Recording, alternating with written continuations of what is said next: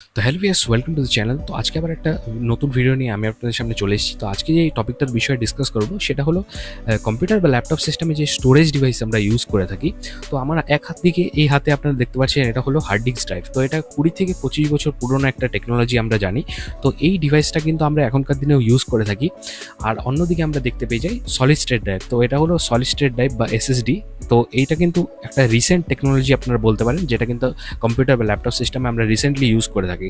তো এই প্র্যাকটিক্যালি এই দুটো ডিভাইসকে আমি আজকে আপনাদেরকে খুলে দেখাবো যে এটার ভেতরে আমরা কী কম্পোনেন্টস দেখতে পেয়ে যাচ্ছি, কেনই বা SSD স্পিড হার্ড ডিস্কের তুলনায় অনেকটা বেশি আমরা পেয়ে যাই, এবং হার্ড ডিস্কের স্পিডটা কেন বা SSDর তুলনায় অনেকটা কম থাকে। তো এই সব কিছু প্রশ্নের উত্তর আপনারা পেয়ে যাবেন। ভিডিওটা কিন্তু শুরু থেকে শেষ পর্যন্ত দেখতে একদমই ভুলবেন না। তো চলুন ফ্রেন্ডস, ভিডিওটা শুরু করা যাক।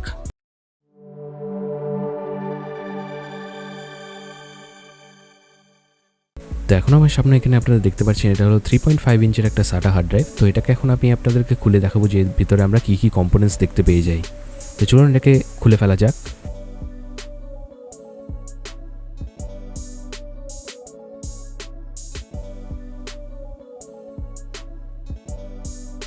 তো এই হার্ড ড্রাইভটা খোলা মাত্রই ভিতরে আমরা একটা ডিস্ক দেখতে পেয়ে যাচ্ছি। তো এটা হচ্ছে এর অ্যাকচুয়াল ডিস্ক, যেটার মধ্যে কিন্তু রিড অ্যান্ড রাইট হয়ে থাকে, মানে আমাদের সব ফাইল ফোল্ডার্স কিন্তু এই ডিস্কটার মধ্যেই সেভ হয়ে থাকে।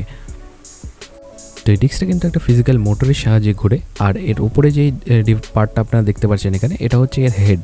তো হেডের সাথে কানেক্টেড থাকে এই অ্যাকচুয়েটার আর্ম।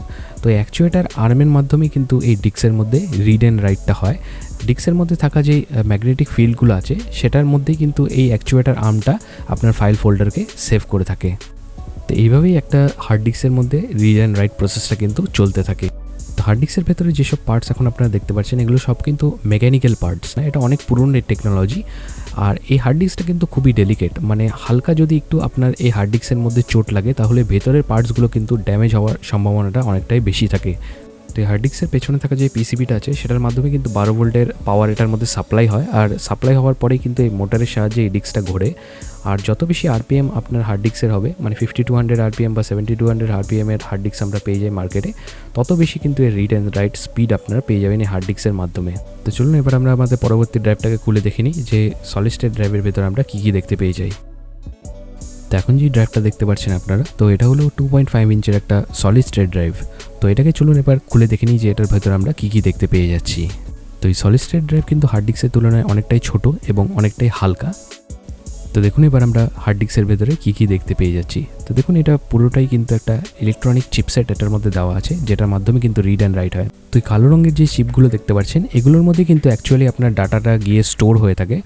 আর এটার মধ্যে যে SATA কানেক্টর দেওয়া আছে এটার মাধ্যমে কিন্তু আপনার কম্পিউটার থেকে এর মধ্যে ডাটাটা স্টোর হবে এবং এটার মাধ্যমে আপনারা রিড অ্যান্ড রাইট করতে পারবেন। তো এর মধ্যে যে মেমোরি চিপগুলো আপনারা দেখতে পাচ্ছেন সেটা কিন্তু স্যান্ডিক্স কোম্পানি আমরা জানি যে খুবই দারুণ একটা কোম্পানি, যেটা স্টোরেজ ডিভাইসের জন্য চিপ বানায়। তো এটার মধ্যেই কিন্তু আপনার সব ফাইল ফোল্ডারগুলো আপনারা যেটাই সেভ করবেন এটার মধ্যে সব কিন্তু এই চিপগুলোর মধ্যেই সেভ হয়ে থাকে। তো হার্ড ডিস্কের তুলনায় আপনারা এটা সাইজটা দেখতে পাচ্ছেন এটা কতটা ছোট, এবং কোনো ধরনের কোনো মেকানিক্যাল পার্টস না হওয়ার কারণে কিন্তু এটার স্পিডটা অনেকটা ইনক্রিজ হয়ে যায়। SSD ইউজ করলে কিন্তু আপনার কম্পিউটার সিস্টেমটা অত্যন্ত ফাস্ট হয়ে যাবে এবং আপনারা দ্রুত গতিতে যে কোনো কাজ করতে পারবেন আপনাদের কম্পিউটার সিস্টেমে। তো পাশাপাশি আপনারা দেখতে পাচ্ছেন যে দুটো ড্রাইভের ভেতরে কী কী কম্পোনেন্টস লাগানো থাকে। তো ফ্রেন্ডস, আই হোপ এখন আপনারা বুঝতে পারলেন যে দুটো ডিভাইসের মধ্যে কি তফাৎ আমরা দেখতে পেয়ে যাই। একদিকে যদি হার্ড ডিস্কের কথা বলি, তো এটার মধ্যে কিন্তু যেসব কম্পোনেন্টস ইউজ হয় সেটা কিন্তু টোটালি মেকানিক্যাল ড্রাইভ, মানে এটা টোটালি একটা মেকানিক্যাল ড্রাইভ। এটার ভেতরে মোটরস আছে, এটার ভেতরে একটা ম্যাগনেটিক ডিস্ক আছে, অ্যাকচুয়েটার আর্ম আছে, হেড আছে। এটার মাধ্যমে কিন্তু এটা রিড অ্যান্ড রাইট করতে পারে আপনার সব ফাইলস বা ডাটা যেগুলো আপনারা এটার মধ্যে স্টোর করে রাখবেন। তো এটার কিন্তু ড্যামেজ হওয়ার টেন্ডেন্সিটা অনেকটা বেশি ইন কম্পেয়ার টু SSD। মানে এটা যদি আপনার হাত থেকে পড়ে যায় এটা কিন্তু আপনার ডাটা লস হওয়ার সম্ভাবনাটা অনেকটা বেশি আছে। আর এটা যদি একবার ড্যামেজ হয়ে যায় সেই ডাটা কিন্তু এটার থেকে রিকভার করা অনেকটাই টাফ ব্যাপার। তো এসএসডি কিন্তু তুলনামূলকভাবে অনেকটাই অ্যাডভান্স টেকনোলজির একটা ডিভাইস, খুবই রিলায়েবল একটা ডিভাইস, আর খুবই লো পাওয়ার কনজাম্পশন একটা ডিভাইস, যেটা কিন্তু আপনারা ইউজ করতে পারেন আপনাদের কম্পিউটার বা ল্যাপটপ সিস্টেমে। এটা ওভারঅল যে আপনার কম্পিউটার বা ল্যাপটপ সিস্টেমের যে ইউজার এক্সপিরিয়েন্সটা আছে সেটাকে কিন্তু এনহ্যান্স করে দেবে। আপনার কম্পিউটার বা ল্যাপটপ সিস্টেম কিন্তু টোটালি ফাস্ট হয়ে যাবে। আপনারা স্মুথলি যে কোনো ধরনের অপারেশনস আপনারা আপনার কম্পিউটার সিস্টেমে আপনারা চালাতে পারবেন। কোনো ধরনের কিন্তু কোনো প্রবলেমস আপনাকে ফেস করতে হবে না যদি আপনারা এসএসডি ইউজ করেন in compare to hard disk.